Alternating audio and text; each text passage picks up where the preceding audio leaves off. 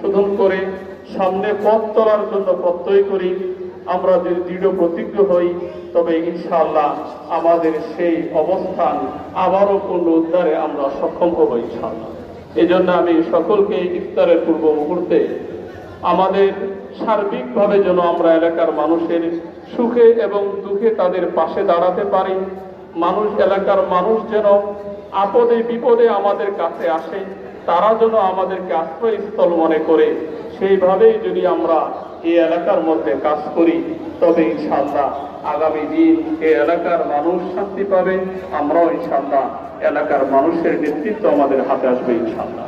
তো আমি ইফতারের পূর্ব মুহূর্তে করি আজকের যিনি প্রধান অতিথি জনাব তানভীর আহমেদ রবিন সাহেবের জন্য আমরা দিল থেকে দোয়া করি, আল্লাহ তাআলা যেন তাকে সুস্থ রাখেন, এলাকার মাটি মানুষের কল্যাণে আল্লাহ পাক তাকে কাজ করার তৌফিক দান করেন।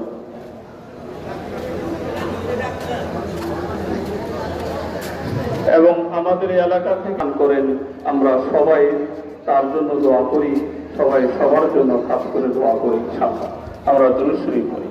اللهم صل على محمد وعلى آل محمد كما صليت على إبراهيم وعلى آل إبراهيم إنك حميد مجيد اللهم بارك على محمد وعلى آل محمد كما باركت على إبراهيم وعلى وبارك عليه